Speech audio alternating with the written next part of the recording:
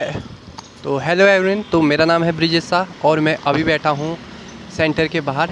तो 29 तारीख के शिफ्ट थर्ड में मेरा ग्रेजुएशन लेवल का फेज स्टार्टिंग का एग्ज़ाम हो चुका है।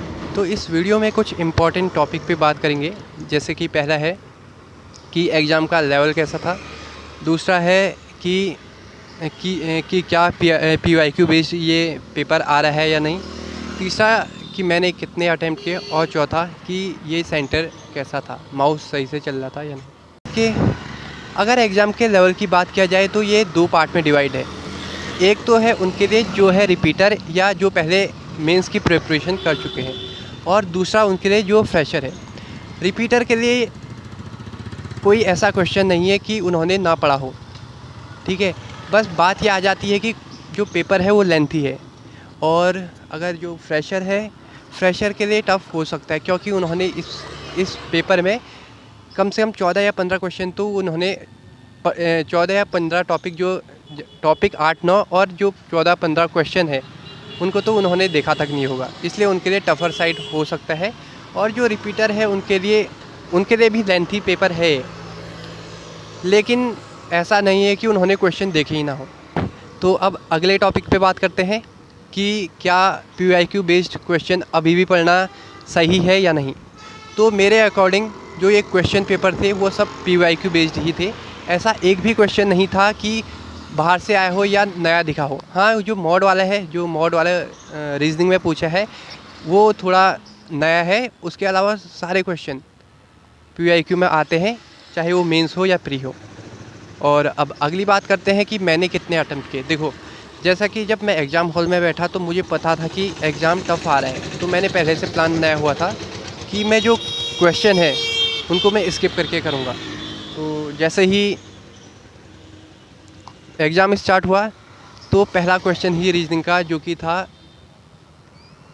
कौन सा था वो, हाँ, ब्लड रिलेशन था।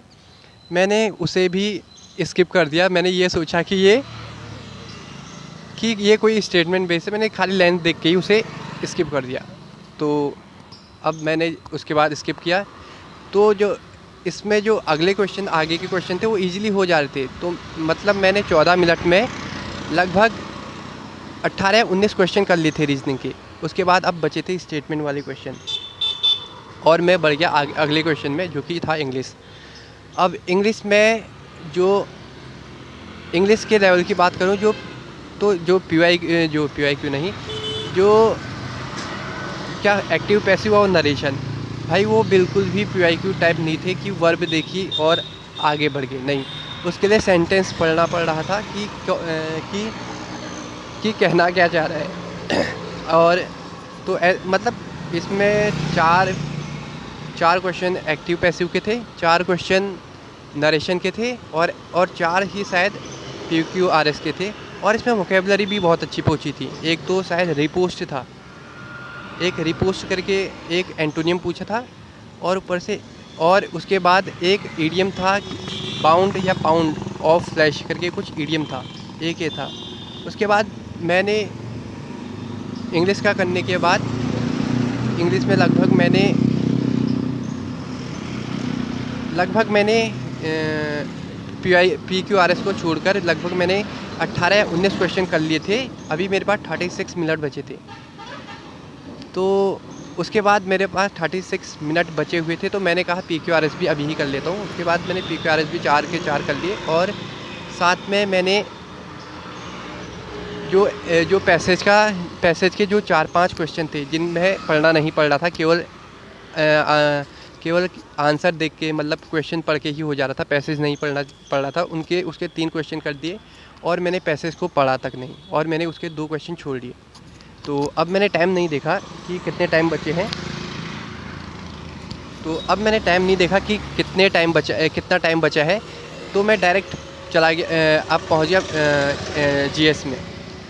भाई एक क्वेश्चन मुझे दिखा जो कि 1 लाइनर था, वो भी छत्तीसगढ़ का कौन सा फेस्टिवल मनाते हैं, फेस्टिवल था, डांस था, पता नहीं, जो कि बाइसन हॉर्न करके कुछ था ना, जो वो बनाते हैं, एक वो मुझे दिखा, और एक प्रोटीन वाला दिखा कि प्रोटीन सोयाबीन में क्या चीज़ मिलता है, लेकिन उसमें ऑप्शन प्रोटीन नहीं था। मुझे ये 2 क्वेश्चन दिखे जो वन लाइनर थे, बाकी सब स्टेटमेंट बेस्ड थे। मतलब ऐसा भी नहीं था कि बहुत टफ थे। एक तो था मनसबदारी वाला, एक था बीवी का मकबरा। इसमें इजी था। इसमें जो ऑप्शन था उसमें लिखा था कि इसको बाबर के टाइम में बनाया गया है, जो कि गलत था। और मनसबदारी वाला था एक क्वेश्चन। और बात किया जाए और कौन से क्वेश्चन थे, हाँ, एक बिम्स्टेक और सार्की का क्वेश्चन था कि ये पूछा था कि 2016 में जब शायद पाकिस्तान ने कुछ प्रोजेक्ट स्टार्ट किया था तो उसमें इंडिया के क्या रिएक्शन थे, ऐसा कुछ क्वेश्चन था। एक ये क्वेश्चन हो गया। और अभी तो याद नहीं आ रहे, चलो अगले आएंगे तो बता दूंगा। तो अब ऐसे करके मेरा जीएस भी हो गया था। तो मतलब मैंने जीएस अब दोबारा नहीं आया था। अब जो भी टाइम बचा था, शायद मैंने टाइम देखा नहीं कितने कितना बचा था, तो पर मैंने मैथ्स स्टार्ट कर दी। अब मैथ्स में क्वेश्चन इजीली हो जा रहे थे। जो अगर हम जो बात कर ले क्वेश्चन के लेवल की, जैसा कि PQRS नहीं, PYQ में जो जैसे क्वेश्चन आते हैं, सेम क्वेश्चन वैसे ही थे। कोई ऐसे नहीं थे कि टफ थे या वो थे। बस ये था कि हम जो हम ऐसा था, जो हम जैसे मॉक लगाते थे ना, तो उसमें हमें 30 या 32 मिनट मिल जाते थे मैथ्स करने के लिए, तो हम इजीली कर लेते थे।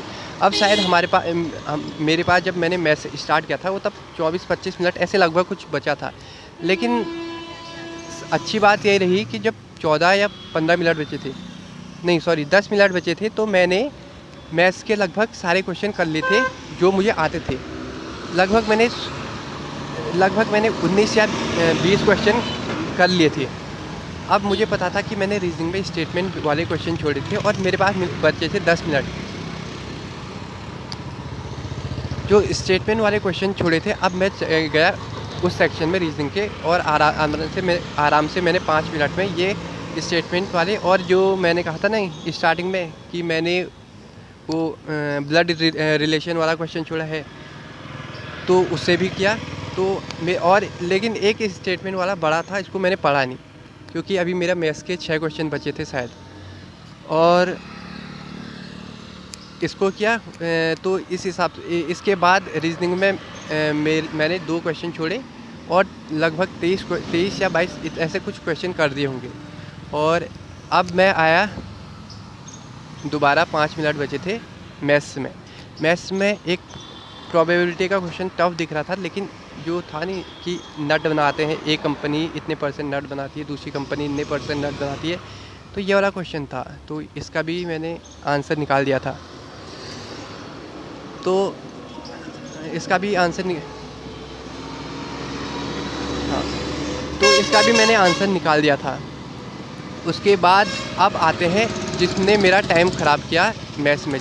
मेरे पास 4 मिनट बचे थे, लेकिन जो एक तो रेक्टेंगल के दोनों साइड 7 सेंटीमीटर रेडियस वाले 2 सर्कल बनाए थे और उसका एरिया पूछा था। लेकिन जो मेरा आंसर, उसका जो रेक्टेंगल के साइड थे वो 14x7 थे, और जो रेडियस जो सेमी सर्कल के रेडियस थे वो थे 7 सेंटीमीटर के। तो इस हिसाब से जो कि आंसर आना चाहिए था वो एग्जैक्ट आना चाहिए था, कोई पॉइंट में नहीं आना चाहिए था। लेकिन आंसर में, क्वेश्चन में पॉइंट में आंसर था, तो इसलिए ये वाला मेरा क्वेश्चन नहीं आया। एक क्वेश्चन ये छूटा मुझसे, और एक मुझसे पार्टनरशिप का क्वेश्चन छूटा, और एक क्वेश्चन मुझसे छूट रखा, और एक क्वेश्चन मुझसे CI का क्वेश्चन छूट गया। वो था इजी क्वेश्चन था बिल्कुल।